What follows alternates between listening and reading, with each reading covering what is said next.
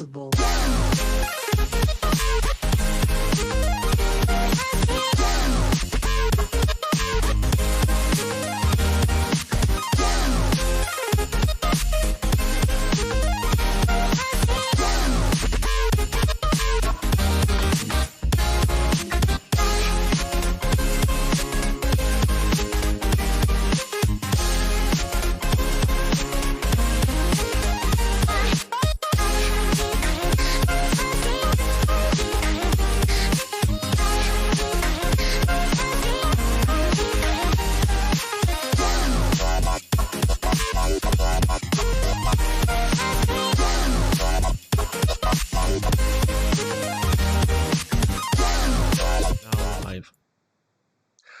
Hello, friends. This is Above the Fold, episode 12. My name is Scott. Welcome. We have a very interesting show for you guys today.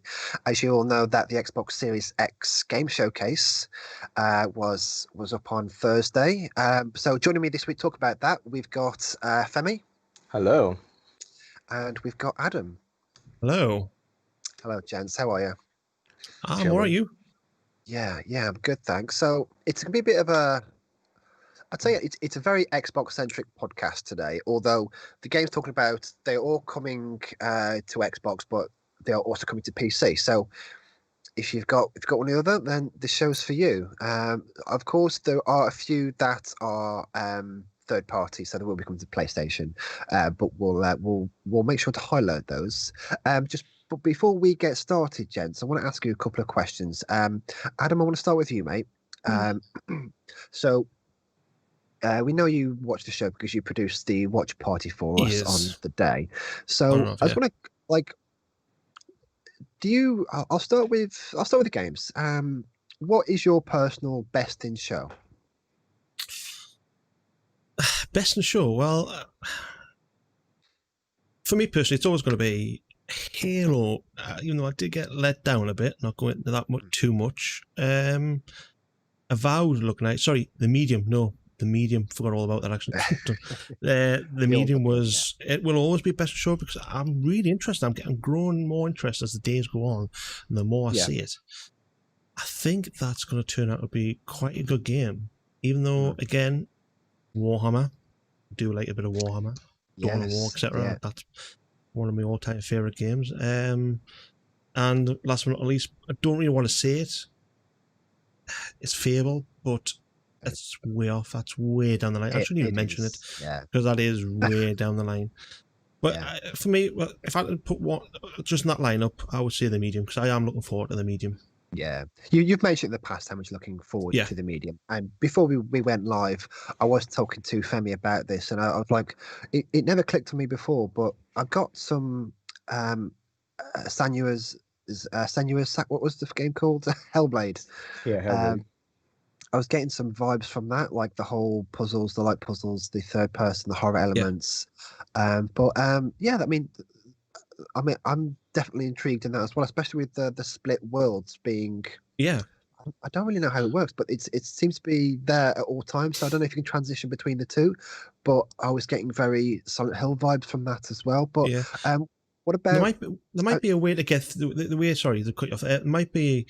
I think the way they'll play into the two world part is because it's puzzle based as well. They're going to rely on a lot of. If you want to travel further, you want to get pretty much. There's a fence in front of you.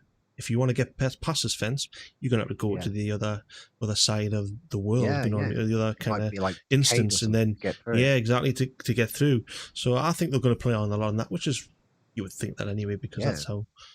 But yeah, I'm interested to see how they're going to play. I'm hoping they're going to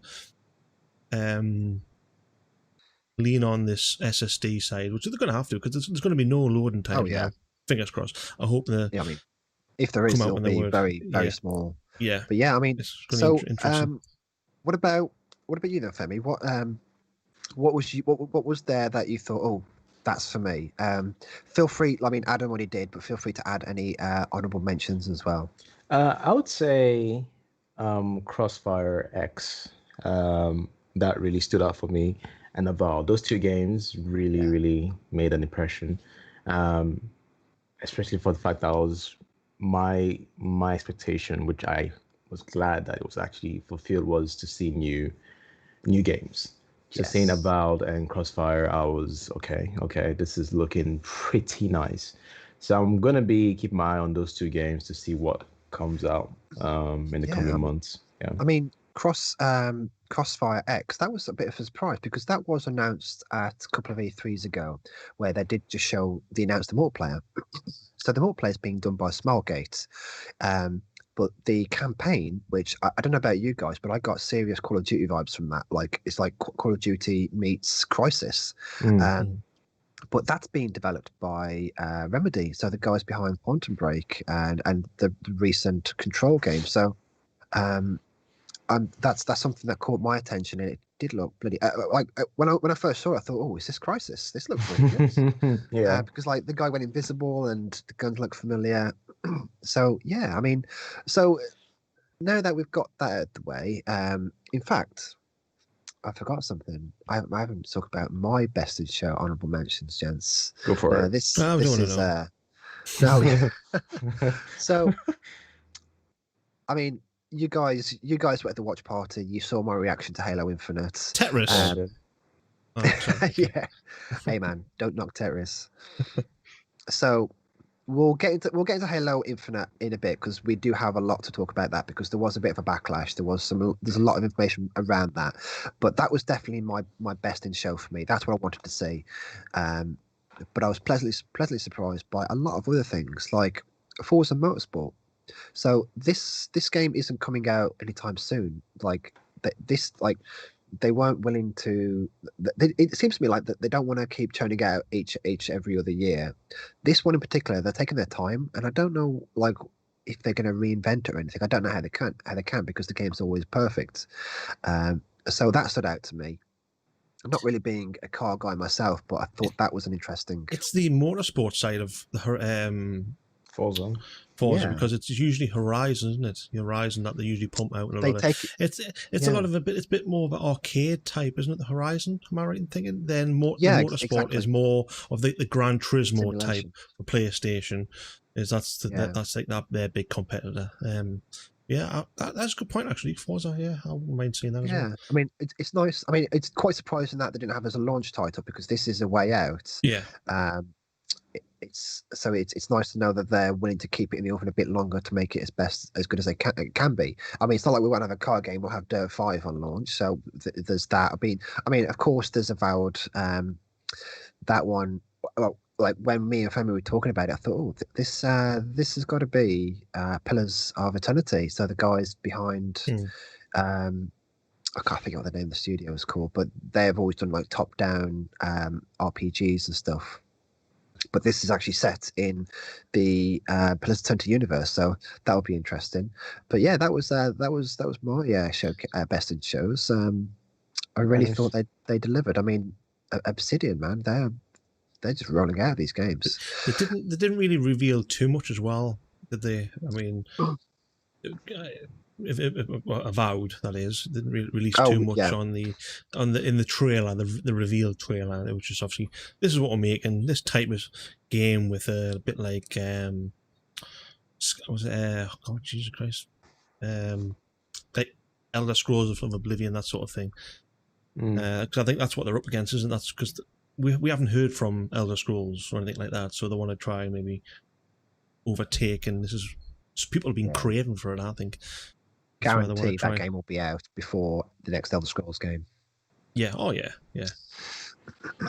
So yeah, I mean, I want to get you guys' overall impressions of the show itself.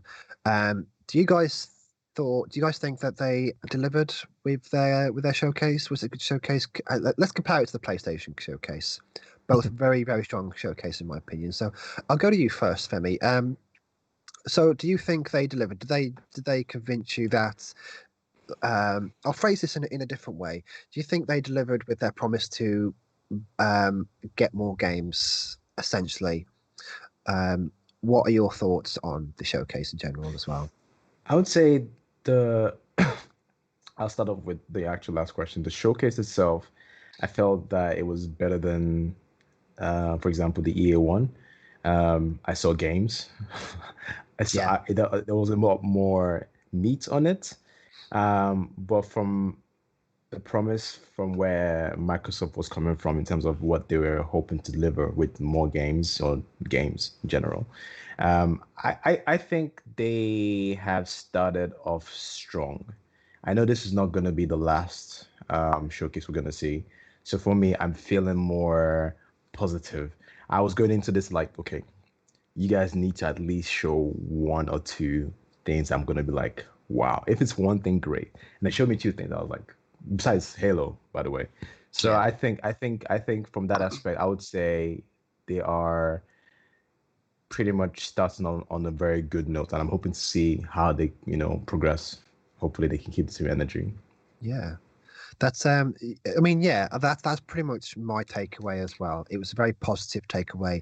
Looking at the list of games, I thought, yeah, I'd play this. Mm. And then, but like at the start of the show, Phil Spencer went and said, every game that you'll see on the showcase, you'll be able to play on Game Pass. So what I should have said for best in show, that I should have said Game Pass, really, because that's the real star here. But same question to you then, Adam. What was your opinions? They varied a bit, didn't they? That it started off. You wasn't that impressed with Halo. No. I'm just going by what I saw in the chat. We won't go into detail with Halo just yet because we've got a whole segment for that. But I'm curious, like, where do you stand now? Now that it's all calmed down a bit. For me, the Game Pass was, again, I was on and off. I had work to do. I was doing work at the same time. Mm. But I don't know whether it was just because it wasn't live. I didn't feel the buzz that I normally do. Yeah. I felt that I was just being showed I don't know exactly what it was doing, but being showed game after game, and there wasn't any of this hype before trailers were released as much because it's not live and you don't kind of get the audience around. It's not that kind of goosebumpy type. Oh, there's a new game being released or anything. I knew everything, well, pretty much nearly everything that was going to get shown, and there was none of this. Jesus Christ, I didn't know that was going to happen. I was just like, yeah, I've seen it. I'm seeing a bit more. So I was on the fence about it. Yes, it was good. Don't get us wrong. It's what I was expecting. So it didn't do anything wrong. Put it that way. For me personally, just fine. Yeah, it was. I mean, yeah. I might get a lot of stick for this, but for me, yeah, I love. Don't get us wrong. I love games. That's the whole point of this show. I'm on the show, and I don't know. Yeah, I can't put it into you words. are, of course, entitled to your own opinion, Yeah. and we do try and. I mean, that's what makes your show good is different opinions. I mean, I completely understand where you're going with this, because, like, this is a very different way that we have experienced a game showcase before. Like, this is more of a Nintendo Direct kind of show, isn't it? Whereas traditionally we've been sat on the sofa, like me when I went to Malta to see Femi. We were sat on the sofa. We were watching the live shows. Femi was asleep. Yeah, usually. And the year before, me and you went to LA. It wasn't quite the usual experience, but we were making sure it was still watchable and the hype was still there. It was like Christmas because it was so close together. Whereas now it's been spread out across a few months, and I'm not sure how I feel about that myself. I miss the E3 experience. Yeah, you've nailed it exactly. That's the words I wanted to speak about. That's what I want to say. It was because it's spread out a bit too much. You hear little snippets of it throughout the coming months, and then you're like, yeah, I've already seen this, and I've already heard about this. It's all just been kind of combined into one. It wasn't just like this is basically what you're getting. This is the reveal. Yes, okay, brilliant. It's just like, okay, it's nice to see, but yeah. So with it, John, just to touch into your point, Adam. So was it a case of the games that they showed didn't really give you that wow factor, or were you expecting certain games to be there, maybe in mind that weren't there? I've always got games in mind that aren't going to be there. I'm going to be there for a long time. No, I just what I said before. I just think it's because it's spread out. I mean, the games that I've seen were really good. I mean, say much about obviously the Halo because that's a segment as in itself. But I'll discuss my opinions about Halo. Sure. But yeah, the medium, I've seen that. It was nice. Yeah, I'm happy with it. I mean, don't get me wrong, it wasn't a bad presentation. It was just meh. No, it didn't meet your expectations. No, it didn't give us goosebumps that it usually does. No. Fair enough. Well, that is fair enough. I mean, I certainly had goosebumps just knowing Halo was going to be there. Just that lead up because I knew we knew that was going to be the first thing they'd show. But I think honestly, I thought it would be the last thing they would show. It was actually confirmed as it. Was it? Okay, yeah. Yeah. I didn't know it was going to be the first thing they would show. Okay, that's fair then. Like they pretty much they started it with Halo and they ended it with Fable, and I think that was a nice little Game Pass sandwich right there. I like that. Yeah, that was good. So I think I did pose this as a question, but I think it's actually going to be fairly obvious. But I think the games we saw in the showcase did increase the value of Game Pass tenfold, and I think. But I want to know, like, guys, do you think that today's showcase did enough to sway people to join the Xbox ecosystem? I mean, I'm not saying people who should go out and buy an Xbox right now, but people who should buy, if they already have an Xbox, get Game Pass if they haven't already, or get Game Pass if they're on PC and they don't have it on their PC. Like, do you think what they showed today was enough to sway people to say, yeah, I'll put down that $1, I'll put down that pound for the first 3 months. So I mean, I'll ask you first, Femi. I don't know if you're currently a Game Pass subscriber, but did it sway you? Would you reckon it would have swayed you to jump in that? Well, I'm currently on the Game Pass. I'm actually on the Ultimate, so it's extended to PC as well. Yeah. I would say, and I know we actually touched on this either last week or 2 weeks ago regarding how people would feel about if they have a PC and whether they should get an Xbox console since they already have a PC and they can play. Yeah, that was a segment in its own. yeah. So I would say Game Pass definitely adds an appeal to it for sure, given that you can get so much value, like the games, like the library in itself, and you have access to all of that. Now, the only thing I would say is that people, I mean, you still have Steam on PC, you still have, all the CD keys websites and whatnot. So the library in itself, I don't know if it's going to be, again, as the library keeps expanding, I don't know if it's going to get to a point where it's the same, they have the same catalog as, let's say, Steam, because Steam is catering for PC, right? And games are not. I don't think. Yeah, exactly. So I'd be surprised. I would say it's probably gonna be for. I would say it lends the argument to jump on it because you have access to these games and you're paying this amount for it. But I don't know if it's gonna be the turning point for people to say, you know what, because of Game Pass, I'm definitely gonna jump on getting an Xbox console, whatever. They might just get the Game Pass because they like the idea of having those games on PC, but not get it because they want to now get an Xbox as well. I don't know if that makes sense, but that's how I see it. Yeah, I mean that's perfectly fair. I mean, I think this would appeal more to casual people rather than like I would consider us hardcore gamers.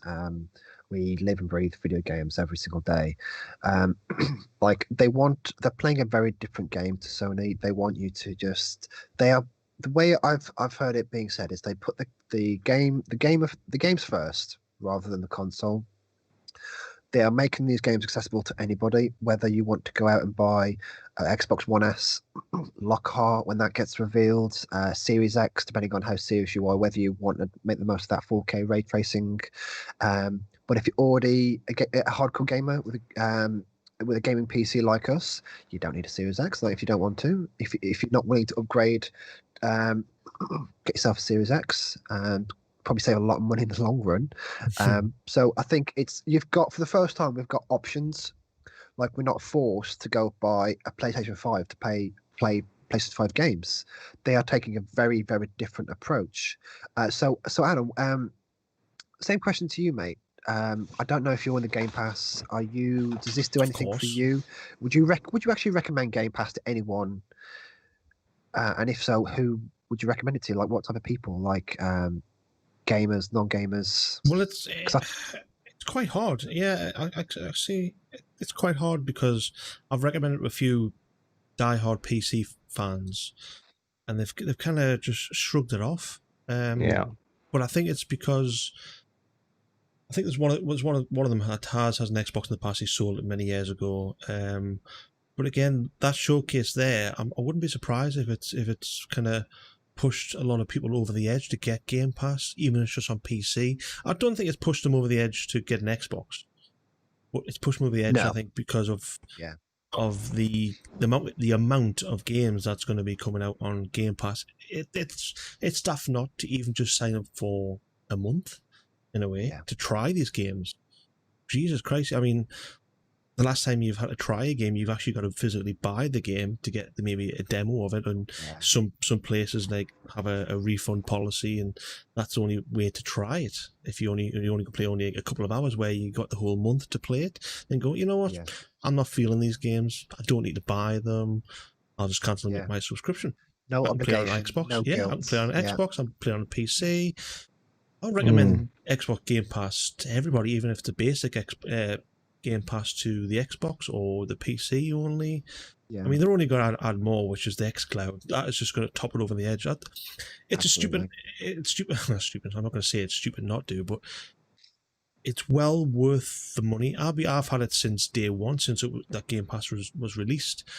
And I guess, again, since Game Pass was released on PC, I got it, even though I didn't have a really good PC, I still got it. Because I had the chance to install any games that are on there, have it play on my PC, stream it, that sort of thing. There's a lot of streaming platforms out there.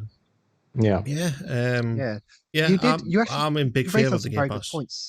You raised some very, very, very good points. I mean, I'll just reiterate what you said, and I will add more to it, because I think it's a fantastic sentence you just put together there. Like, the showcase didn't do enough for anyone to go out and buy a Series X.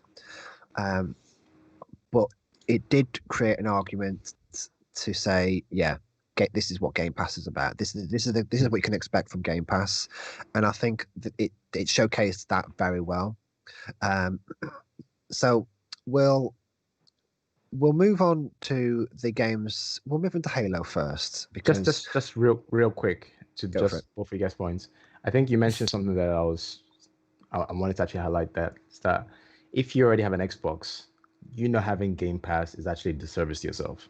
I feel like you should absolutely have a Game Pass. That if you don't have a PC and you only have a console and that's an Xbox, that should be part of your gold subscription. Well, it is now, isn't it? If you get gold in there, I think. Yeah. So you're right. It should be absolutely part of what you get. Now, if you have a PC, then that's when it's like, okay, like what Adam has said, it might not be that essential because of what the different places you can get games and whatnot. And again, Xbox library isn't probably not as big as the other libraries out there. But anyway, just wanted to say that. So that's a very strong point. You saying that has reminded me that when my little brother got his Xbox One S, this was around when Game Pass, it never occurred to me until after. And I said to my mother, like, if you need to get him Game Pass, because you're spending like 40-50 quid just having a video game that he may or may not like. And, like, if I had Game Pass as a kid, I would never. I went months and months with just one game. Like, I remember the dry spell after Halo 2. All we had was Ghost Recon. I forget which Ghost Recon it was, and we had that for months and months and months. Yeah. But if you inject Game Pass into that, it'll I think for casual gamers, for parents buying their kids games, they'll see that as an incredible value. Too good to give up, really. So big hello to Hargit, who's just joined our chat. Welcome, buddy. Hello. So before we get into Halo, actually, so whether you liked this showcase or not, I think it had a lot of things for everybody. Before, I think it was last night, Phil Spencer was on a podcast with What's Good Games, a bunch of great female creators, and he did confirm that another showcase is coming this August. So we did see they did mention. I think Matt Booty did mention that we're not going to see. We weren't going to see everyone, all the studios that they've purchased. So we might see some more this August. So we can Prices expect to see maybe? Lockhart. Question mark. Makes sense. I I mean, think Sony. they need to release that soon. That's one of my big bugbears at the minute. I don't want to go into much detail, but they need to start releasing prices, man. Yeah. It's not long before it gets Sony, released. Microsoft are playing chicken there. I think Yeah. Xbox has always announced their price first, and Sony's always come along afterwards trying to undercut it. That's been their strategy. That was their winning strategy this generation. So I think they're both being very stubborn. So I mean, either way, we'll get a price soon, and it'll only. I don't know. I mean, anyone who's serious about getting next-gen consoles is always saving up. I know I am. Yeah.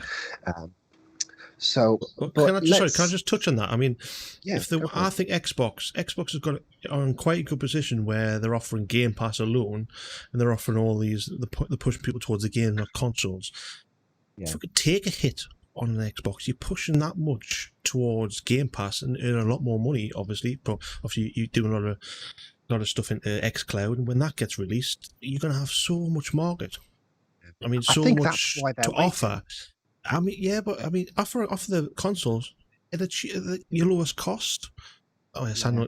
So for me, try and offer, because you've got all this coming out and all this kind of offer in the background that you're going to make a hell of a lot more money off than consoles if they're really true to the gamers. I genuinely think that's why they're waiting. They're waiting for Sony to go first and say, okay, then our console's going to be 50 quid cheaper, but it'll have Game Pass, it'll have more games, it'll have xCloud. So I think that's the kind of message they are hoping for. That's what makes sense to me, because they can afford to take a loss where Sony can't. So, Sony have the bigger player base at the moment, so it's cat and mouse either way. But it's very interesting to see how this will unfold, and it'll be nice to look back on it, let's say in 10 years, and see how both companies handled it and which one worked, which one didn't.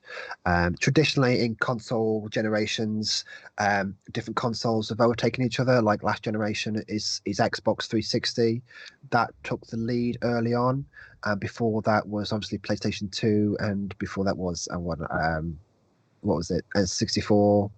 It's never like two generations going on. It's never really been from the same platform. Right. So let's move on then, gents, because we do have a few games we want to touch on this week. We do have so we're going to talk about Halo Infinite for a second. They showed off an 8-minute extended look. I'll go through the details and we'll go through our little niggles afterwards. So what we do know is that it's an open world. This was evident within the first few minutes, and this is what got me excited. Hargit was there. He knows how excited I got. So not only that, they've got an open world map, which is a franchise first. Equipment are making a return. So think of Halo 3 with the bubble shields. We saw like a frontal shield, which was used to stop a spike grenade. Brute's coming back. It's along with several new weapons. The battle rifle's back. So, I mean, that was enough for me right there, to be quite honest. I mean, like, this will be a spiritual reboot to Halo 1, and this is by design. But this didn't go down with a lot of people. So, Adam, do you mind explaining why? It's all down to the graphics, isn't it? A lot of people went a bit too OG. Then yes, you mentioned earlier, I think, that it is a year-old build, and what I can't get my head around is, why would you reveal with a year-old build? Surely you've got something else there that is, if it is, obviously they're saying that they've got something that's a lot better. The current build's a lot better. Why make a massive reveal of the gameplay to an old build? I can't get my head around that at the moment. I really can't. Go ahead.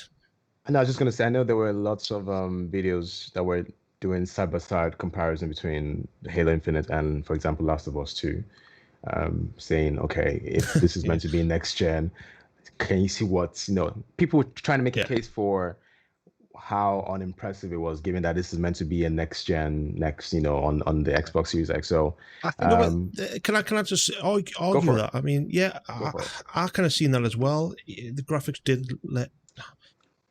they weren't as good as I thought they were going to be, but you can't compare it to something like Last of Us 2, I don't think. Halo is, for the OG players, Halo is like, you can't, if you do too much to the graphics and make it too realistic, I think it kind of takes away from Halo. Halo is like a cartoon kind of aliens, and for me, that's what they've got to. Yeah, try and go back OG, but don't make it a lot prettier and a lot more RTX ray tracing type stuff. I put a bit more texture into it. I don't know if. For me, I'm just listening to what you just said. I can understand why people might feel like, well, okay, I understand you want to make it like a spiritual reboot, as what Scott mentioned, but you got to make it as with the current, or with expectation that you're moving into a next gen, right? Yeah, so there's a lot of Yeah. expectation about that. Like, yes, we're not making it to look like Final Fantasy or, but at least make it look like this is something you expect from a next gen console, Put a bit more like I would love Destiny 2 type graphic. Destiny 2's gorgeous with all the explosions and the graphics, that sort of thing, especially on PC, obviously. But they haven't hit that. I think Destiny 2 looks a lot better, even though this is next gen. You know what I mean? So I will preface this and say what we saw was a 1080p 30 frames per second stream. They did pump out a 4K video straight after, and that did admittedly look better, although it still it was like the textures were flat. It showed a lot more detail in the weapons, but the textures were flat. And I think that's the biggest issue, is that the text. I watched a very interesting video, and I think you did as well, Femi, regarding the textures from Digital Foundry. Now, these guys are absolute pros, and I don't always 100% know what they're talking about because it goes over my head. But what they did say is that the lighting that they use is very different to the lighting that games like Last of Us use. Last of Us use a very static lighting, where this is a more natural, real lights, realistic. And I don't think, because it's in a canyon, I don't think it did it any favors. Like it had a comparison between two different light types on the weapon, and being in an open area, a lot of this details wasn't visible. And I honestly think compared to Last of Us, I've seen the comparisons, and I think it's totally ridiculous, because they're comparing like Joel from The Last of Us to a brute, which everyone's calling Gary at the moment, which I think is hilarious. And I'm like, well, that's not a fair comparison. Halo is an open world game. The Last of Us is not. Also, like, why not? If you compare Master Chief to Joel, then yeah, they're two main characters. And I think Master Chief looks absolutely stunning. Like, there's I don't think there's any argument there. It's just the flat textures in the worlds and on the weapons. Now, we do have several more months left on this, so there was a lot of backlash. Honestly, the day of and the day after, the internet was extremely toxic. Like, I think a lot of hardcore fanboys saw as their opportunity to bag on Xbox a bit more, but it did get turned around quite quickly, and even 343 made light of it and made some jokes around it, and they've owned it. So I think that's a very good thing to see. Now, Aaron Greenberg. Now, this is the GM of marketing. We actually saw Aaron Greenberg, Adam. I don't know if you remember. I did point him out when I was in LA. So this guy, he was on. He was on. I think it was Good for Games as well, I believe. But he did mention that.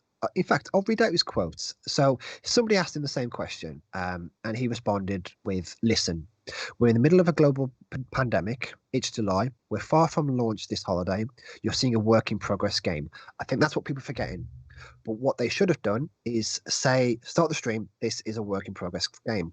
Remind people if it's going to get better, which he did allude to. So I'll carry on. So, like I mentioned earlier, the criticism was about resolution, flat lighting, low quality textures, and the game's this was all in the game's official screenshots. So that doesn't really paint it in a great light. But he continued to say, it is a work in progress, and I can tell you that because we see build check-ins every week, and they make progress week after week. So between now and holiday, it's going to get a lot. It's going to get better and better. So I agree with what you said, Adam. They shouldn't have shown this game until it was indicative of what we would see later on. Since you said that, though, I mean, like you've said, tell people. Yeah. Can I put a little comment just so you don't get all this backlash? Because that's the big thing about people it. People are going to hate when they don't know the facts. So they're just assuming. So they didn't realize it was a year-old build until it came out, till they got all this backlash and go, hey, look, sorry, it was a year-old build. Oh, okay. Now it's a little bit better. They've softened the blow a bit. Yeah. I understand, but then again, let me know. It doesn't do it. I don't think it does enough. No. You carry on, Fem. I know I was about to say something. No, I was going to say, I understand. I get the urge to show fans games, especially a game that is meant to be the main, centerpiece for a new console you're launching, and people have been craving to see gameplay with all the teasers of all the cinematics and whatnot. And I get the urge to show something because you're having the showcase, and people are expecting you to show that particular game. Yeah. But at the same time, I think you have to have they must have done some testing, right? They must know, okay, this isn't what they would like to show. With that in mind, they should have at least said, okay, let's put something ahead in time, let people know that, okay, look, this is not exactly what the game looks like right now. Maybe it's even possible, maybe they should have shown a snapshot or 20 seconds gameplay of what the current build is. I don't know. Maybe perhaps that might even bring in other issues. I don't know. But I think this is all a good learning experience for them.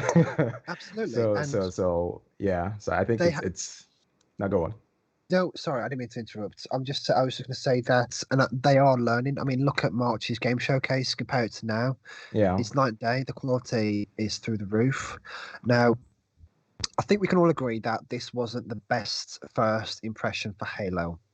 But what I have seen on my internet travels is that the hardcore fans, they don't give a shit about the graphics.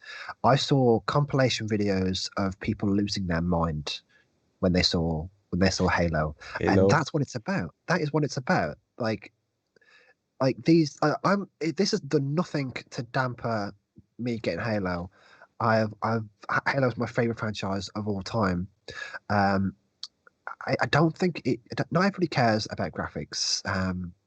But I guess sorry, just quickly want to jump in. I guess to your point, I know you and Adam are both super die fans of Halo. You are going to get the game regardless. You guys are going to get it regardless, and that's the same thing. And I will judge it fairly. Yeah, and that's the same for hardcore players as well. Yeah, but if they want to get more people that are on the fence about why they should potentially look at joining either the ecosystem of Microsoft or whatnot, they need to present a game that gives those people on the fence, or even those people that are like, nah, we'll never get into Halo, say, you know what, let me have a look at this game. And just that presentation probably didn't really sell it from that aspect. Like you guys, like you said, you guys will get it regardless because you know the franchise, you know the game, like this is your jam. But I'm just saying, from the aspect of trying to get more people to be more intrigued about this, it probably didn't help. So that's something that I think maybe they should keep in mind as well. I'll go into that actually. I'll unpack what you said a little bit because, in a way, I do disagree because. Yes, it didn't showcase what the Series X is capable of, but games with amazing graphics doesn't mean it's going to be a bad game.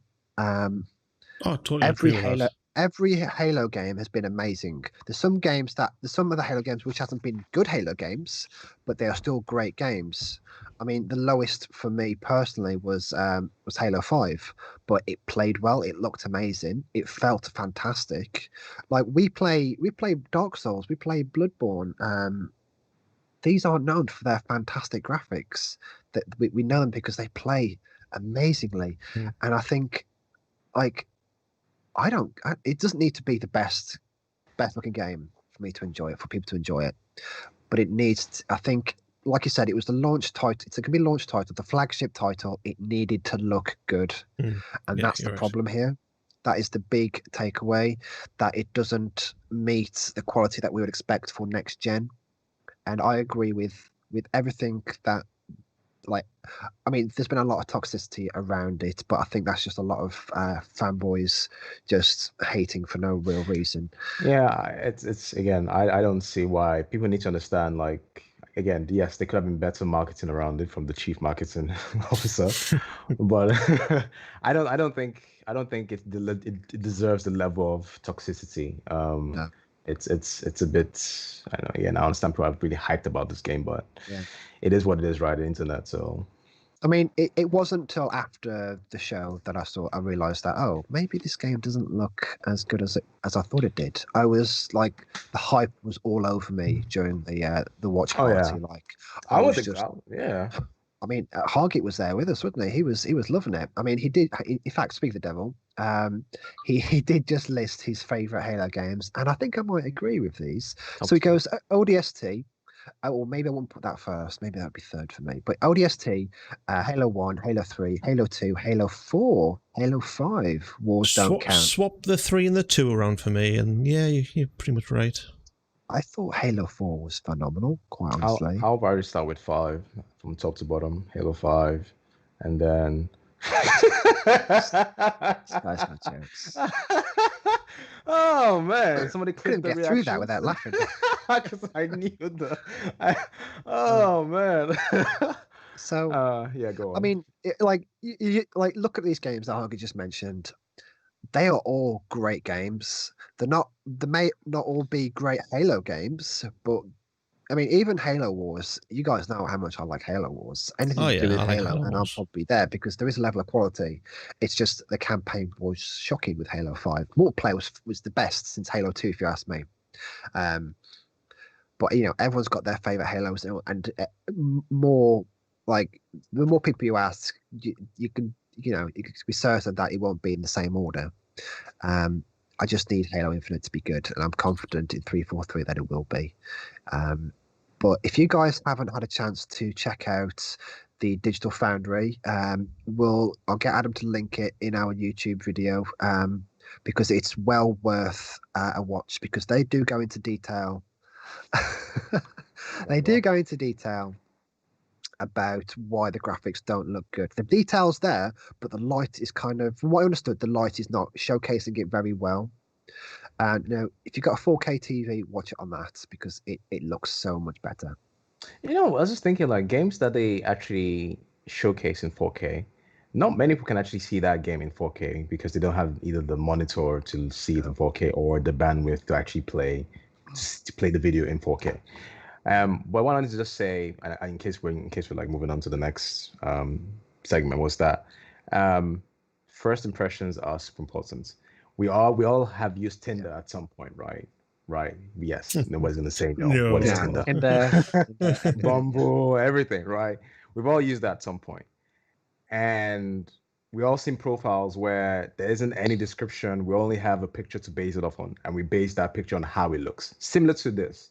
People that are not very well familiar with this Halo franchise will base it on how it looks. Casuals will do that, like, oh, this is a pretty game. You know, oh, I like the gun animation, everything. So I'm just saying that it's something they need to keep in mind going forward. That if they're going to show more new games, they need to make sure that it looks the way it's supposed to look. So yeah.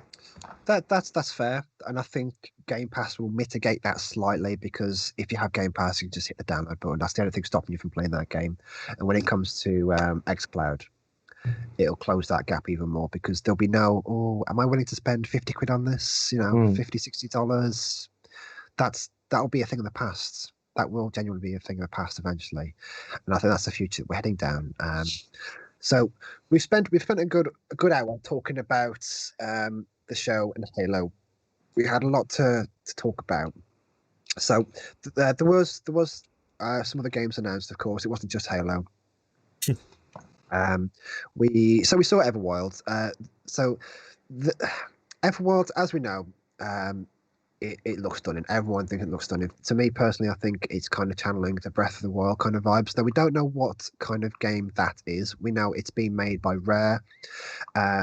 It kind of was showcasing its magical world and with a very, very cryptic trailer, I thought. So whether it's going to be turn-based, third person, we just genuinely don't know. But I'm on board because it looks so goddamn good, and which is very hypocritical of me, I know, because I was talking about Halo doesn't need to be looking good, but you need like for the first impression, you hit the nail on the head for me. It needs to grab you, and I think that's exactly what Everworld has done. Yeah, It grabbed us because the art style is phenomenal. So we got another look at that. Looking forward to seeing that. Looking forward to playing that. We saw State of Decay 3. Now this confused the shit out of me because they from reports they're going for a AAA State of Decay type game, whereas the previous ones have been not so AAA. The first one was an indie game. Second one was halfway there. So we did see a CG trailer. So we saw no gameplay, and it's basically a woman in the snow screaming at like a wolf, which was bizarre. Very Loved strange. it. Absolutely loved it. But we saw what is like a bear being eaten by a zombie reindeer or whatever. You think it was Rudolph? Oh, I don't know. I didn't look at the nose. Rudolph when he's not delivering presents. Hey, maybe that was blood you saw. Oh, maybe it was. Yeah. So yeah, I mean, as you guys know, we do like State of Decay. It's not our favorite game. We have all dropped off it. First game was, I think it was Summer of Arcade when that was a thing. That was a phenomenal game for an indie game. Second one I was quite disappointed by because of the bugs. That there's too many bugs for me to enjoy the game, and I think a lot of us stopped playing. I stopped playing it. I said to myself, we're spending a lot of time on it though. We still spend quite a bit of time, but yeah, you're right. There was too many bugs. Yeah, I did stop, and I said I'm going to wait until they fix this game, and then they fixed it, and I just have no chance to. It's downloaded. I just have no chance to play it. So I'm curious to see what this next one looks like. Whether we're going to see like a Days Gone kind of version of State of Decay. Either way, I've got my zombie fix. I'm happy. So we touched on. Maru just said he's never used Tinder. Wait, what's the Japanese version of Tinder? Oh no, they have Tinder over there. Believe me. Okay. Yeah. So I think someone's telling porkies. So let's move on. So we did see Tell Me Why.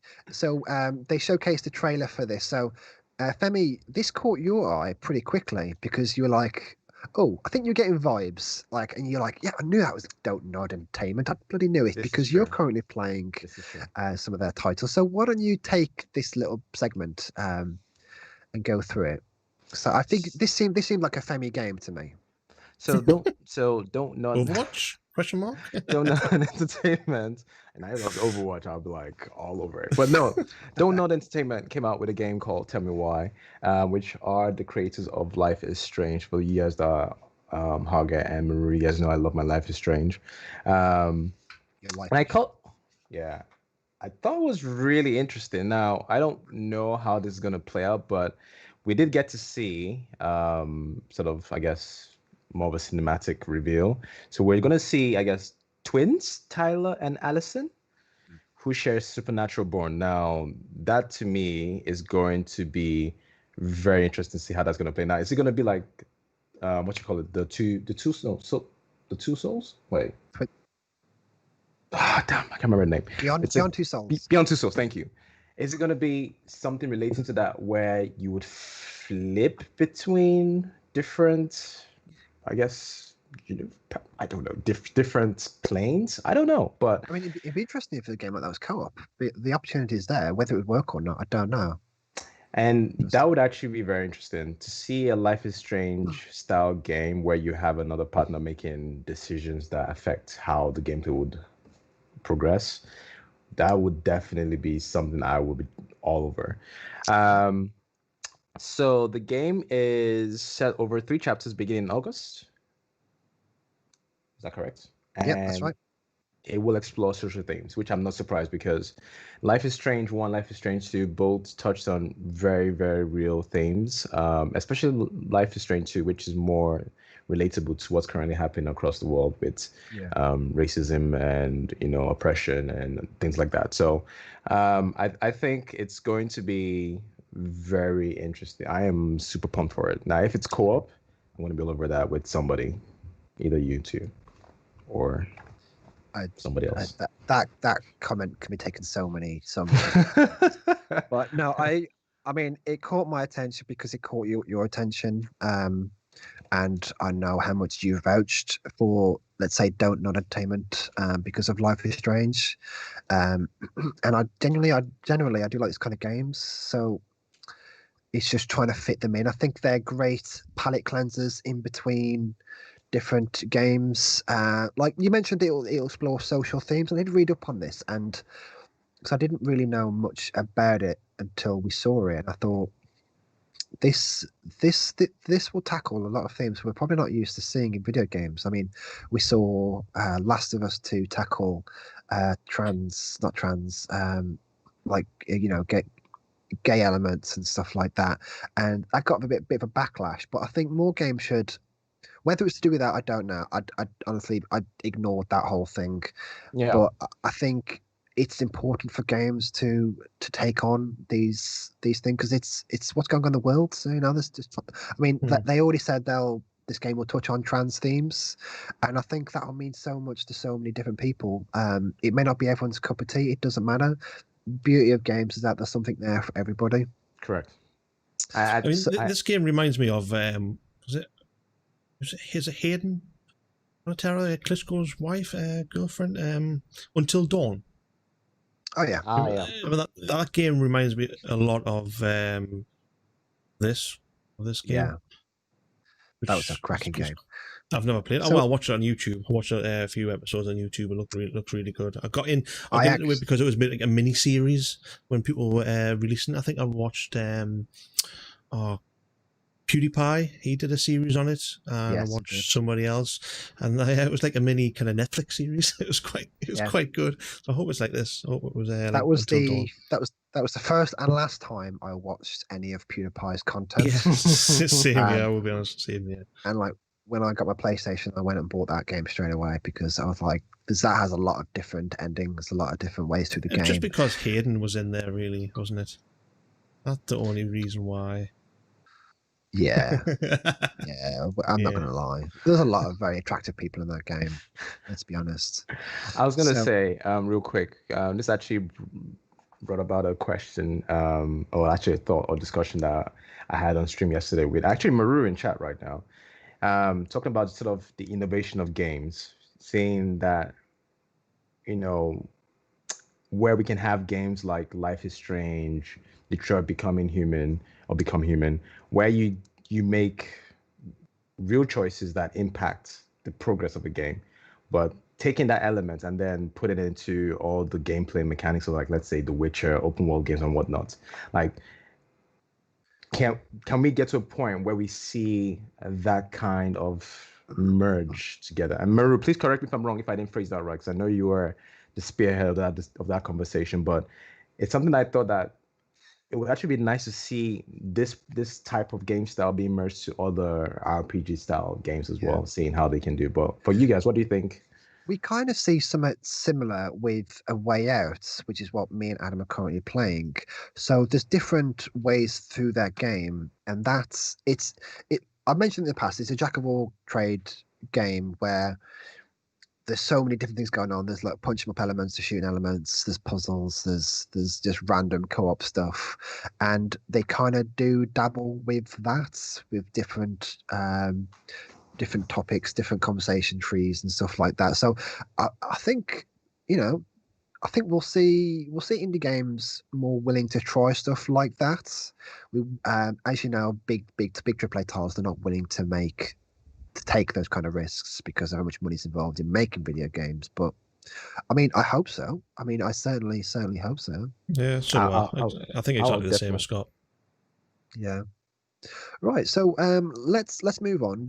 So the next three games are from Obsidian. So Obsidian they showed off Grounded, they showed off DLC, and they showed off Avowed. It's like Disavowed, but not dis. So they showed off Peril of the Gorgon DLC. So this is for the Outer Worlds. Um, and it is Outer Worlds, isn't it? Not Outer Wilds. I forget which. Outer Worlds. Yeah. Outer Worlds, Worlds. Yeah. Okay. Because they're both space games and they're both first person. But so this is the new expansion. This has been one of my favorite RPGs of this generation. Quite honestly, it's absolutely phenomenal. It's hilarious. They channel a lot of Serenity and Firefly kind of humor, and they do it really, really well. So they're bringing like a new location, new quest, new weapons, armor perks, blah blah blah. And so this is a bit of a weird one as well. So the Xbox Pass subscribers can get the expansion for free, but if you buy the full expansion pass, it contains at least one more adventure for a 10% discount. So that's new. I've not seen anything like that yet in Game Pass, but I thought that was interesting.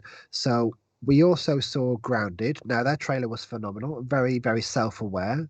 I forget what the joke was, but they said if your most anticipated title, and he went and say it's it's Cyberpunk. Yeah. That made me laugh. But early access starts soon actually. So that starts on the 28th. So when's that? That's this Tuesday. So I'll be downloading that for sure, checking that Sounds out. like little ant thing, little miniature people, isn't it? In the grass, Yeah, etc. you're pretty much Ants World, not Ants World. Oh, I can't remember. Yeah, like Honey I Shot the Kids kind of style Yeah, in that's your the one. back Yeah, garden. yeah. So I'd be interested to see how that works. I'm getting a lot of Ark vibes, all kinds. So because of how charming that is, I'm definitely going to check it out. And it's on Game Pass. Why not? So the last thing they showed was Avowed. So this is their next big RPG. Thinking about it, this might have been the biggest surprise for me, actually. There was a few big surprises. So I never expected this. When we first watched this, we watched this at the watch party. I was telling Femi, oh, this could be their next Pillar of Eternity game, which I wasn't wrong. It was it's like they're taking it into the RPG first person world. So think Skyrim, think Oblivion, and this isn't the first time they've delved into that kind of territory, is it? Because they did Fallout New Vegas, which was phenomenal. And they've proven with Grounded, with the Outer Worlds, that they are capable of handling multiple titles at the same time. Because that's always a worry when with new studios is, can they handle these amount of projects? But they've proven that they can. So this is going to be a first-person epic set in Eora, Eora. Pronounce that however you want. It's a fantasy world. It's been the setting for the Pillars of Eternity games. So we did see very little. We saw what we did see was enough for me to be excited. And this is that the team has said basically that they've been wanting to make this kind of game for a very, very long time, and the partnership with Xbox has led them to do that. So I'm curious, guys. Like you've all mentioned Avowed on separate occasions about this is a game that you look off. I mean, we all like Skyrim. Femi, do you think this was? Do you think this was a big win for Xbox buying Obsidian? Well, this is what we're trying to think about. Like, what is Xbox or Microsoft going to do with all the studios they're acquiring? What exactly is the plan? They're getting all these different studios, and if we see games like this allowing the studios to have the resources because they have Microsoft backing them to make games like this, absolutely. Yeah. I mean, that's exactly what you want, to have the whether it's from marketing, whether it's from development, whether it's from software, whether it's from whatever resources you need from a smaller studio to be able to have access to that. Lets you do AAA games like this. I mean, this already looks like a AAA game. So I would say absolutely. So, and when I saw this, I thought it was a VR game. I was like, shit, please don't Yes, don't you did, let yeah. it be a VR game because no. The relief on your face. I amazing. was really happy because if it was a VR game, that would have been very sad. I would have been a very, very sad boy. But no, I think this is making me super happy for what Microsoft's been doing in terms of partnering and acquiring other studios. So yeah, absolutely. I think it is. This is the desired outcome when Microsoft buys a studio, because Matt Booty has been a record in the past and said, we're going to buy these studios, and we've said to them that what is the one game you want to make, and this is Obsidian's one game they want to make. So I'm so glad to see it. So Adam, I'm going to ask you a different question because I'm not sure where you land on RPGs. Are you a fan of these kind of games like Skyrim, Oblivion? Will you sink the time it takes to play and finish these games? I spent so much time in Skyrim. I spent so much time in Fable. Yeah, I mean, this game looks awesome. Just, I mean, what Femi says before, he's glad that it isn't a VR game. I'm quite let down. It's not a VR game. I wouldn't mind this to be a VR game. More games like this again. 2 controller sticks, sword, magic. You'd be pretty good. In VR. I mean, Half-Life Alyx, fantastic game so far that I've played. There need to be more AAA games on VR. There's not enough. Anyway, that's another conversation for another day. But going back to this, I loved Oblivion. I'll definitely 100% pick this game up. I need something where I can just kick back. It's something I'll pick up on the Xbox, not on PC, because that sort of game is where I can kick back on a big TV, on a big 4K TV, kick back, put my feet up, have a drink, have a few snacks, and just play for hours and hours. Because it will take, you can't just pick it up quick like some other games. Pick up quick. I'll have a quick game of this. You need to have your story-driven bit. You just pick it up and spend hours and get lost in it. I'm looking forward to this. I think there is a level of expectation when you say VR game, and I think that's what Femi was alluding to, is that there is a quality level. We've seen very few AAA titles in the VR space. The ones that are there are phenomenal. I mean, we do need to have a conversation about VR and Xbox at some point because we know that a console is capable of it. The Xbox One X has said that it's VR ready. So we'll touch on that another time. But me personally, I think this is the one game that I wanted that I didn't expect. I thought I'd have to wait till the next Elder Scrolls game, to be honest. But don't expect an Elder Scrolls level of game from them. Elder Scrolls, takes years and years and years to make. Look at so far we can only look at a New Vegas, and the Outer Wilds. So the New Vegas was based on the already created engine and assets of Fallout 3. So, and then if you look at the Outer Worlds, they create that from scratch. That wasn't as long as Skyrim or Fallout New Vegas, but it was a quality experience. It literally ticked all the boxes for me personally. So it's because I've played that, I've experienced that, the humor in that, I know what to expect in Avowed to a certain extent. Pillar of Eternity games, very top-down strategy-like. I've not really dipped my toes into that yet, but I'm super, super excited about this, and I'm looking forward to see when we to see more really, and what information, like when they will reveal. Like, will they show it this August? Probably not. It's probably way out. But I'm definitely interested in more. Yeah. So. We'll quickly touch on some more games. We've got A Dusk Falls that was announced. This is from Interior/Night. This is a new studio headed by the former lead designer of Quantic Dream. So, do you guys recognize Quantic Dream by any chance? Isn't the ones that make not Detroit, no? So, pretty sure damn, hang on, let me have a look.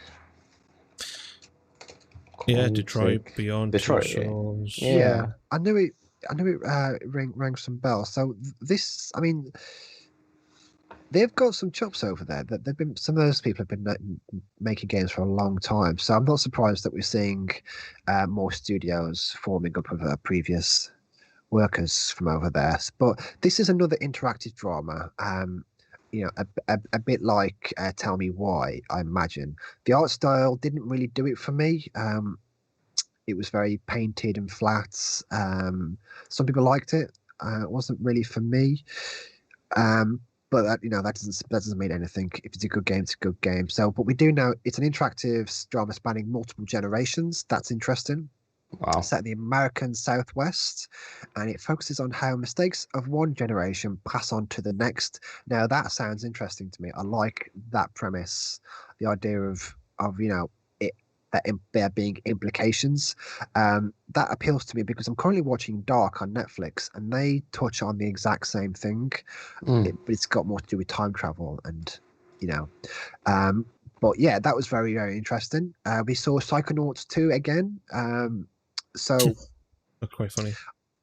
I thought this was a fantastic trailer, and I'm happy I saw it because Jack Black is providing some vocals for the game, and I absolutely adore that man. So this will be the long-awaited sequel for the company's first ever game. So this is what another studio bought. So this is Double Fine. They were bought by Microsoft, and one thing I was reminded of when I was doing research for just reminding myself all about Psychonauts is that Microsoft bought this studio when it was already in development. It was already announced for PlayStation. And I forgot that when Microsoft buys a studio, they don't just cancel third-party titles. They will continue to put them out. And I don't think everyone would do that. Well, I know Sony wouldn't. They like their exclusives. But this trailer was trippy. It was incredibly trippy. I know me and you, Femi, were like, God, if we were, taking some magic mushrooms, we wouldn't be able to handle this. So, but I've never played any of these Psychonauts games. Have you guys played? No, never seen them. It seems like a very trippy platforming game, which I'm so down with. I mean, it's a platformer, right? So I'll see how it looks like when it comes out and decide. Yeah. So we need to spend some channel points to get you to play it. Oh, they can always do that. It's about 150k channel points. So yeah. I looked at it yesterday and it was 100,000. I'm like, I am never. You're lucky you don't have the hydrate because I would be spamming the shit out of that. Oh, dude, seeing Hauge and Diana, I'm never, especially Hauge. I'm sure they're trying to drown him on stream. Well, the question is. Are you drinking enough water during the day? I do. We're doing no, not the way they were doing for Haga. He looks like he needed a freaking lifeguard. Like he was a rubber ring. Drinking. Yeah, like crazy, man. So absolutely not. Yeah, good stuff. So now this was another surprise for me. I never expected this at all. You probably saw my reaction. So Destiny 2 Beyond Light is coming to Game Pass. So I was like, what the fuck? Because Bungie and Microsoft have never have not really had a great relationship since they separated after Halo Reach. So this is a great sign because not only is Destiny 2 coming to next gen, it's getting the next gen patch. All the expansions are coming to Game Pass, including Beyond Light. I've just spent 80 quid on the Beyond Light expansion. So I have mixed feelings about that. So, but no, it's great. It's great for everybody. Good things come to people who wait here. Yeah. That's the virtue. Luckily I do game share with Spadge, who's a friend of the show, and so the cost wasn't too bad. But at the same time, we both said, "Can we get a fucking refund on this?" But no, we can't because we've already redeemed some of the content. But never mind, I'm excited for it nonetheless. So the expansion goes live in November because they did delay the Beyond Light a couple of weeks, and that was all down to COVID. So all understandable. So the enhanced version of the game will be 4K 60 frames per second. Now, this is very important because currently it's 4K 30 because that's what you can get on consoles. Excuse me. So the parity is on par with PC. Now, this is to a certain point. I mean, there's a high refresh rate on PC depending if you've got the monitor, but the console, the Series X will support higher refresh rates for monitors that aren't even, kind of support that yet. I think, correct me if I'm wrong, but I'm pretty sure they said 250 refresh rates, hertz or whatever. Yeah, I've got a 240 hertz monitor. There is 300 and 360 out there. Yeah, I wouldn't be surprised. Yeah. And I think the eyes can't really process all that refresh rates anyway. So it's I don't know. To a certain point. Certain points. Yeah, you're right. Yeah. Yeah, it's the same with frames per second. There is a certain point. They did go on to say that the seasons will continue to be paid for. Now, these are £10 a season, I believe, and you're getting more. You're getting so much for your money at the moment. They've started adding Bright Dusts, to the season pass. So what you're spending, you get a lot of it back. So I'm loving it at the moment. I think it will be a great way to get the community going again. Last season wasn't so great. This season, as Baller, has been phenomenal. Aaron, are you gonna get it? This is the big question. Probably not. I mean, very unlikely. But I like the idea about it.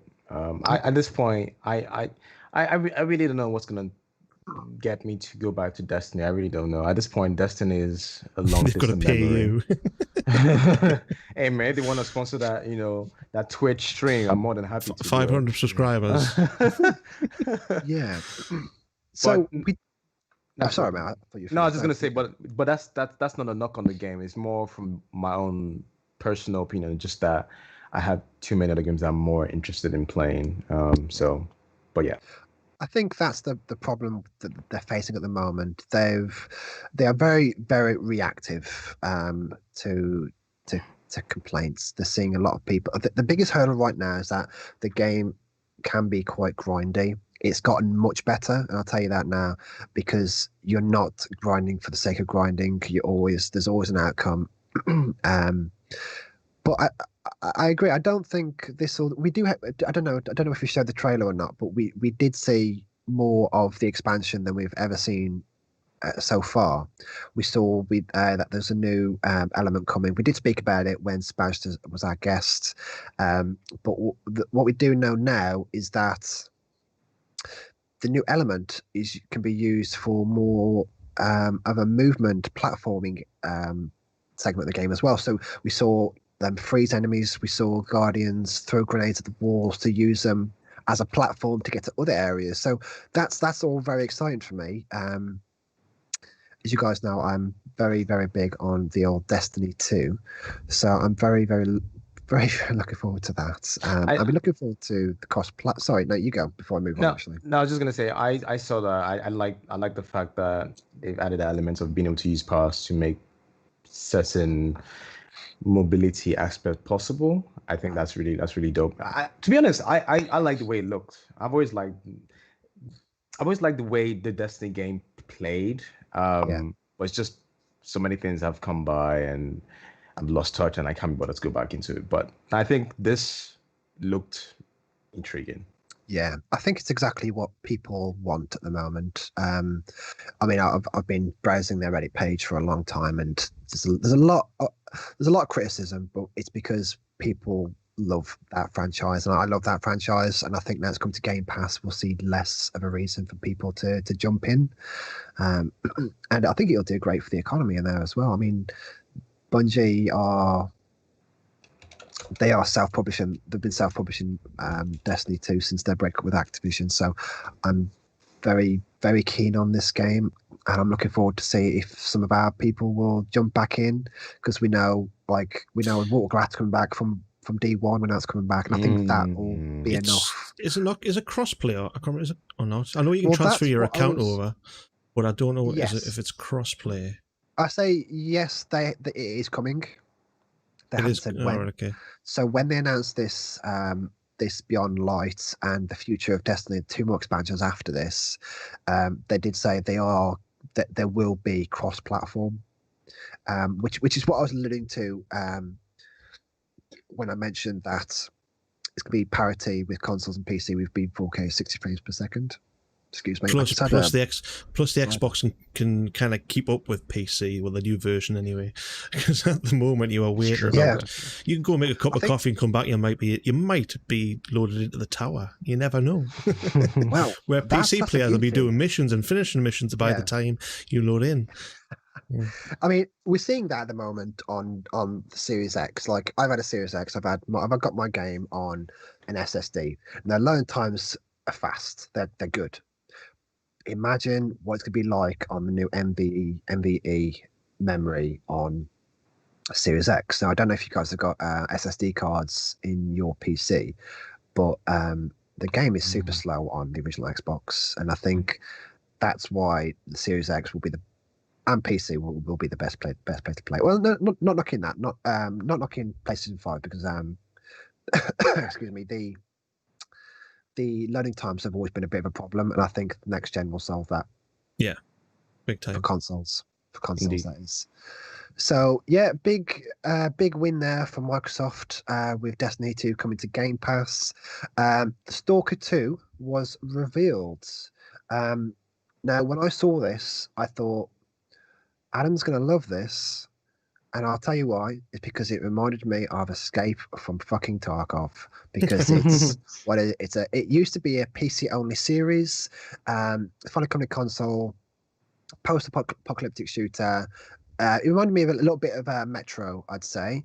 It's very Russian, and it's an immersive sim style spin on the world of post-disaster Chernobyl. So I was definitely getting Escape from Tarkov vibes. Whoa. Has it got inventory management? I'm not playing it if it hasn't. That's a very key question. It can't be anywhere near Tarkov if it hasn't got the substantial inventory management system involved. That is when I'm like, I'll sort my shit. I'll sort my shit. But honestly, this is one of the watching me do it. Yeah, exactly. But this is one game I'm going to be truthfully, I did miss during the game show because with work. I only caught like clippets of it, so this is kind of the first time I'm seeing it in full. But yeah, I've just got obviously on what you've mentioned there. So as long as it's got the management system involved, I'll have a go. I mean, when me and Femi was watching it, I was like, this, because I saw some weird elements. I thought, is this Atomic Heart? Because that's set in. That's a very weird take on the whole post-apocalyptic Chernobyl kind of thing. But from what I have read so far, this is be like an open world shooter RPG-ish kind of experience. So whether it's co-op or not, I don't know. I didn't play the first one. I don't know what to expect with this, but I'm looking forward to knowing more about it. And of course, it's coming to Game Pass. So. If it's gonna be anything like Metro series, we're in for a treat. So Metro's good. So quickly, let's move on then. We've got Warhammer 40k Dark Tide announcement. This is what I'm looking forward to. This is from the guys behind the Vermintide series. This is a 4-player Left 4 Dead style shooter slasher game. So it's set on the hive world of Tertium, and it launches next year. So this isn't the first one they've dabbled with this. Like I mentioned, they did Vermintide. There's also I think it was Space Hulk, which was another first-person Left 4 Dead style game. It did channel those kind of vibes as well. I do like the Warhammer universe. Their games, the quality of their games do vary, I find. I mean, Vermintide 2 was phenomenal, I thought, but it didn't have enough content to keep me going. And then moving on, we've got Tetris Effect Connected. So this is coming. Yeah, absolutely same here. I mean, this is I think it's like an enhanced version of the one that came out on PlayStation, I believe. So it's got new co-op and competitive multiplayer modes, both playable online and offline, and that releases this holiday. So me and Hargit have said, like, we're gonna play this. We're gonna play this. We're gonna get drunk and play this. So interesting. So 2 beers. Yeah, for me, it'll probably be 1.5. Depends what I'm drinking. Cider, I can get through a few, but give me Guinness, no chance. So they did they did also announce Gunk. This is the Steamlore Yeah. creators' image of a form. Oh, sorry, no, the creators' image and form. That's a strange title. So, it's a new 3D action adventure. It's explore solve puzzles. Excuse me, and Forgotten Planet coverage covered in toxic sludge. So, interesting game. Wasn't a game for me. That I did see that in the game show. It was a bit. Yeah. I don't think Yeah. that was targeted for us. But No. it's gonna find its audience because it's free on Game Pass. So we did see some more of this, and Adam did allude to this earlier on the show. The Medium. So this game, the more I see it, the more I want to play it because I really, really like the tone. So we won't spend too much on this because we did cover on it a little bit, but we did see a new trailer which looked phenomenal. It showcased the two worlds essentially. Like Adam mentioned, we don't know how it's going to transition between that, whether it's going to be automatic or whether we control that. So it's essentially the new project from the Blooper team. You play as a psychic medium. You'll investigate a dark mystery and uncover some disturbing secrets crossing two realities. So when I saw the gameplay, I got so many vibes from different games, like Silent Hill, especially with the alternate realm. It's going to be third person puzzler, a little bit like Hellblade almost. So, which I still haven't finished yet. Unbelievable. So I know I'm a disappointment, but I'm liking what I'm seeing. Adam, you said it's your best in the show, and I'm extremely excited to play it because I love horror games. Like I love any game that will get a reaction out of me, whether it's a good or bad one. So yeah, we saw that. I'm very interested to play that. Adam, I know you're interested to play that. So, moving on, we saw Phantasy Star Online 2, New Genesis announced. So this is coming next year. This is the new online action RPG, Phantasy Star Online in Online's 2's running universe, long running universe. I completely balls up that. Sorry. So, New Genesis will feature a new world and new enemies. Have you guys ever played a PSO game? I've never, but seeing that trailer, I told you I'm going to look into it. But it looked, it had all the anime feels that I ever wanted. So, yeah. I've been wanting to dip my toe in that for a long time because the last one came to Switch, and I couldn't believe that game looked so good on the Switch, being an open world. So, yeah, I mean, I don't typically play many Japanese games. Not really, not as a choice. It's whatever I think looks good. This game does look good. But I know next to nothing about it. I think the action's very turn-based, kind of Final Fantasy-like. So, yeah, I'm looking forward to playing. I'm looking forward to checking it out. Why not? It's on Game Pass. So the next one we've got Crossfire X. Yes, sir. We did mention this as well earlier. Smartgate Entertainment's previously PC-only series is coming to Xbox in 2020. They're handling the multiplayer. Remedy is handling the campaign. That was a surprise for me. I didn't expect that at all. So, like we did mention that it reminded us a bit of Call of Duty, a bit of Crisis, had some heavy Call of Duty vibes. So yeah, I mean, this is going to be very, very interesting. I'm very keen to play this. Not so much the multiplayer. I think if I want a game like Call of Duty, I'll just play Call of Duty. But we'll see what they do differently. Yeah. So I really like the way this game looked. Yeah. The campaign reminded me of something that I would see, like you mentioned at the start, Call of Duty. I've never played Crisis, but I imagine based on what I've seen, that's the mashup would be this Call of Duty Crisis. It's looked so good. So I'm definitely keeping my eye on this one for sure. If you ever decide to go back to try the Crisis games, I would definitely recommend it. The Crisis 1 was set the standard for PC games, and for years it still does to a certain extent. But I completely agree with what you said. I am very interested to see what they do. just reminded me that we still have Crisis Remastered to come since that got delayed. So that is true. That is true. Looking forward to seeing that. Hopefully, in fact, that reminded me. When we spoke about the remastered last show, I was corrected. The leaked video, was outdated build, so that wasn't the final trailer that they were going to showcase before it obviously got leaked. So I guess they looked at both versions and thought, yeah, we can do better. So I think that might be the reason behind the delay.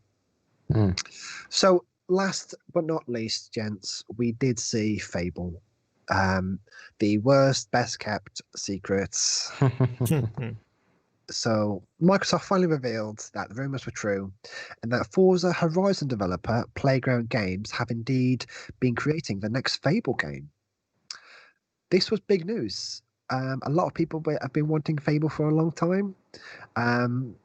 So it's simply called Fable. It's not Fable 4, which is great because the direction they went in Fable 3, they went more punk, more that kind of coal industry kind of thing. And to me, that's not what Fable was about. So they're going back to their roots, and they certainly nailed the tone of the game with this small 2-minute trailer, guys. So I'm just curious, like, what are your thoughts? I don't really know where you guys stand in the Fable series, so I'll be interested to see what you think, Femi. I've only seen my friend play Fable, and I knew that there was a lot of interesting things that happened. Just looking at this reveal again, Yeah. I was just laughing my head off. No, I've never played Fable. I've seen a friend of mine play it. I will keep my eye on it. I think this is a game that you would I know you're going to be playing, so I'll probably maybe watch your stream if you do stream it. But I'll keep an eye on it for sure. It's from what I've seen of when I watched my friend play, I thought it was interesting. So yeah. Fair enough. So what about you, Adam? I'm not quite sure what Fable games you've played, to be honest. I don't think I've had the played conversation. 2 and 3. I was big in 3. I love 3. I love going around kicking chickens. Yeah. Chicken chaser. Chicken chaser, yeah. Yeah, I'm really looking forward to this. If it's going back to the good old days, this looks really good. Just with the trailer, it's got the comedy side of things, how it should be. Where obviously, like you've just seen there with the frog catching the fairy, eating the fairy. That was hilarious. I'm looking forward to the same with the Obsidian game. Them too. I like this sort of stuff. I think this is what we've been asking for a while, and it's glad to see they're finally delivering. It's weird knowing that Peter Molyneux of Lionhead won't be helming this. There's a lot of strong opinions about that guy, but one thing you can't deny, I'm rhyming now, is that the guy's passionate, and I hope they brought him in as a consultant for this, because that guy has got he's got vision. Well, it's been 10 years or so, hasn't it? More, it's going to be longer, 10, 11 years since the last Fable. You've had Fable Fortune and stuff, but I mean, you can't class them as. We had the Connect game Fable as well, games. which I probably, it's not really worth mentioning because that failed. Journey, is it the Journey or something? Yeah, that was it. But so if to you guys, or to anyone, if you were on the fence about Fable and you wanted to go back and see what it's all about, start with the first one, because that is the best one. They went back, they remastered it. It's on Xbox back compat, and it's the best in the series. There's a lot of quality of life improvements on the sequels. Fable 2 was phenomenal. Fable 3 was a great game, not a great Fable game like Halo. It wasn't the best the franchise has offered.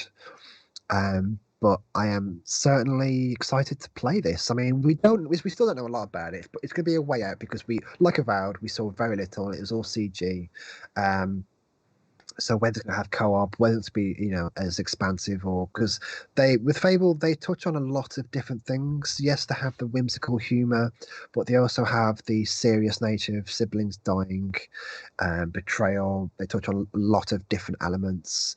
And it became a staple for each of the games that get to a certain point and you get put in jail.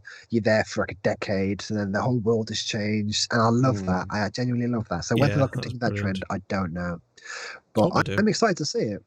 So that was all the games that we saw on Thursday's showcase. So I think that's a cracking showcase. Every game there, I was like, yeah, I want to play that. Or I'm willing to check it out. There's nothing that I flat out said, nah, not for me. So, I mean, we've got a lot to look forward to. Not just us, people who own Game Pass. So, I mean, even like our launch window, we've got Halo, Scorn. They announced that this was after the stream. Excuse me, maybe I should stop drinking cider on stream because So they announced that Gears Tactics is coming to Xbox. This game is, as you guys know, I still play that. I still stream it regularly. Phenomenal game. So I'm glad to see that's getting controller support coming to the Xbox. Hopefully it'll get controller support on PC because it's nice to just relax a bit. Watch Dogs Legion. We've got NBA, Outriders, which is another third-person Destiny-like experience, which I'm looking forward to. Psychonauts 2, we've got The Medium, Treacherous Effect, Valhalla, Dirt 5, which I'm glad we're getting because there'll be no Forza launch for the first time. Madden 21, Observer System Redux, that's the sequel to obviously their previous Observer game. The Ascent, Vampire the Masquerade Bloodlines 2, Chorus, Scarlet Nexus, Second Extinction, Yakuza, Like a Dragon. So we're getting all these games. They're phenomenal games. But not only that, we'll have our entire Game Pass library coming with us. And a lot of those games will get in the next gen patch as well, Jen. So Gears of War, Forza, Cyberpunk, Sea of Thieves, Control, Siege, Fortnite, Destiny 2, Ori and the Will of the Wisps they're doing something a little bit different. I can't remember quite what they were talking about on the show. Pro show, I believe, but we saw a lot of games announced, and I'm very, very excited for August because potentially we'll see more. Maybe we'll see a newer build of Halo. We don't know. So yeah, that's been a show, gents. That's been an hour and 40 minutes of pure video games. So let's wrap this up, shall we?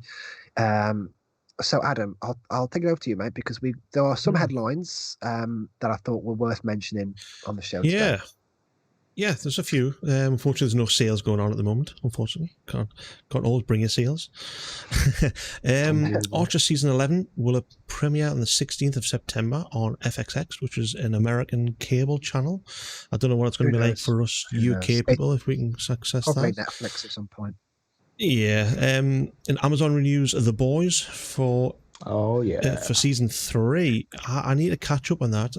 I started only season 1. Nope. They're just not even out yet, and they've greenlighted it for a season 3. Oh, okay, random.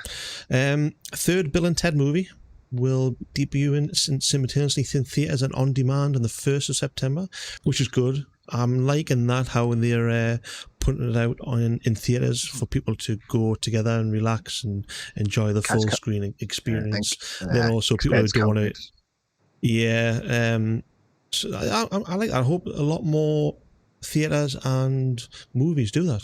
That'd be quite good. We are kind of seeing that already with a lot of theaters going straight to on demand because the whole COVID. Like if you look at Google Movies now, you'll see a section just for that. Yeah. Red Dead Online will receive a massive new update on the 20th of July. We're looking forward to that. Ghost of Tsushima is PS4 fastest selling first party original IP debut. Holy shit. Very exciting. And Tenet has been delayed indefinitely shortly after the announcement of it being delayed to this August. Not surprising. Yeah. And the next Call of Duty was leaked via Doritos bag, which I find absolute hilarious because why the hell would you give out...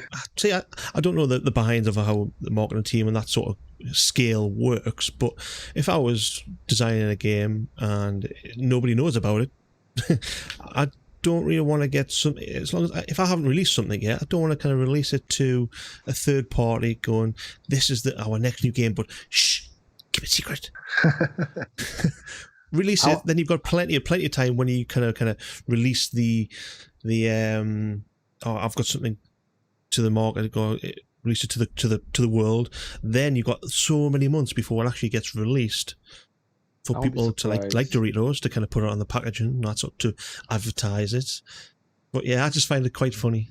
I'm surprised if it's intentional, to be honest. I'm surprised if it's intentional. Yeah, you might be right about that. So you never know. See, that's what annoys me. If that's intentional, then that sucks, because I like to see a game.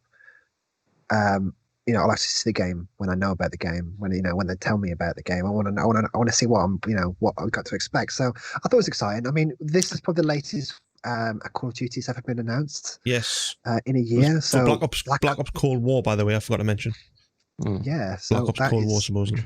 Very, very exciting. I'll be interested to see what they do with the whole Warzone, whether they'll just create it again like they did with Black Ops to Modern Warfare, or they'll just continue supporting Warzone. Because that's one thing that hasn't been confirmed yet, whether the current Modern Warfare will be transitioned over to next gen. I hope it does. So, but by the way, if you want to get all the latest game news, follow Doritos. Yeah, all the latest announcements. Yeah. Didn't realize I had to do that. That's another one on my list to follow Doritos. Then next will be Baby Bell. Baby Bell will have the next Last of Us on there or something like that. Yeah. Quite interesting. You just reminded me. Microsoft has always partnered with Mountain Dew for their Halo announcements. Oh, they have cancelled that partnership with Mountain Dew and they've moved over to Monster. Can you believe it? Can you believe it? Did not even know that. But... No. Yeah, it's I thought about turning it to a segment, and I figured, you know what, it's not worth it. I don't feel that strongly about it. I don't think you guys care. I didn't even know about that partnership. You don't even drink Monster. You don't get it. I don't even drink this as well. He's a good boy. Ever since my heart attack, I almost had a attack with it. Yeah, that was your own fault. You had like 4 cans in a day or something like that. I don't remember what happened, but that's in the hour. It was all a blur. So let's wrap this up then, gents. It's been a long episode today, and I do apologise for everyone. And big thanks to everyone sticking with us. You guys are MVPs in our book. So, Adam, what are you currently playing, and where can we find you? You'll be very, very surprised with what I've been playing. You might not know this. Dark Souls? Nope. Rogue Company. Yeah, you seen that Rogue Company? That. Yeah, I've heard about that. New, it's in closed beta at the moment. It's really good. It's got a Valorant type, CS:GO type, Overwatch. You got a bit of abilities. Sorry. Oh, I see. You got Rogue Company is fantastic. So it's a bit of like a third-person type shooter. That was announced. Sorry to cut in. That was announced at Nintendo Direct, third-party Direct. The other day. Right. Okay. Yeah. But yeah, myself and a friend, Meeks, we've been playing quite a bit of that. We got the only reason really is we got a couple of codes, the closed beta, and we just found it really polished. The only little bugs that we experienced was the waiting times of going in and out of games. It seemed a bit buggy when the game finished. It kept you in the game for quite a while. Yeah. But again, it was so smooth. I mean, now that's ultimately what matters is how the game. People laugh at me at the moment because I've just recently went from a 60 hertz monitor to a 240 hertz monitor. Massive jump, I know, and it was just. It's one of them games that I could experience, not 240 hertz obviously, but the frames. It was just really nice to play. It was really, really good. Yeah. If you like Valorant, like CS:GO, it's a good game to get into. It's only cheap. I think it's only $11.99 for the Founders Edition. Yeah, so it's not bad. Oh, good stuff. And I will be starting. I've been saying this nearly every week now. I'm starting streaming back up on the Monday. So I'll be streaming Monday, Tuesday, and Friday and Saturdays, 8 p.m. onwards for a couple of hours each on them days. You can find me on twitch.tv/nunsandmoses and on Twitter at nunsmoses_live. One thing I should add, Humans. Is anybody watching Humans on Netflix? Sounds familiar. Humans is a bit of it's like a synth living with humans, and it's worth a watch. I'm on series 2 now. No. It's really good, really good. That's what I've been watching on Netflix. I'll keep an eye out. That in. But yeah, fantastic, good stuff. So it's nice to know, you're moving away from the whole Escape from Tarkov, trying new things I out. haven't. So Don't worry what about that. That is still firmly planted in my schedule of day to day. I'm still playing why am I not Tarkov. Fantastic. So, Femi, mate, are you playing anything new? You watching anything new? What's going on with you, mate? I finished Life is Strange 2 this week, which is great. Currently not watching anything new yet, but I am waiting for 2 animes to come out fully, which is God of High School and the season 2 of ReZero. I want those to fully come out. As well, I will be checking out Fire Force. Actually, jumping back on the get started season. I haven't actually finished season 1 yet, so I need to finish that. So yeah, that's currently what I'm be watching. I finished the whole series of The Wire. Fantastic. 5 seasons, so that was great. But yeah, so I will be starting up a new game from next week. I think Evil Within 2. I'm not sure yet, but I'm still weighing my options. But yeah, that's the plan. Fantastic. So, and where can people find you, mate?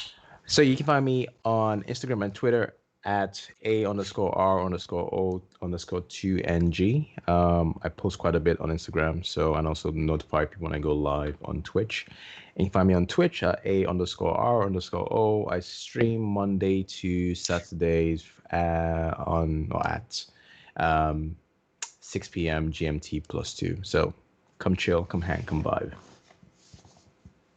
And what about you, Sir Scott? What am I playing? Well, I've been playing a lot of different things lately. So I've got my standard at the moment. I'm playing Ghost of Tsushima. That's more my evening jam. Yesterday, I actually did dabble into Neo 2 on PlayStation. I saw that you're streaming that. I was lurking because I didn't want to see it. How was it? Fantastic, mate. Absolutely fantastic. It's essentially there's no drastic engine changes. It looks the same.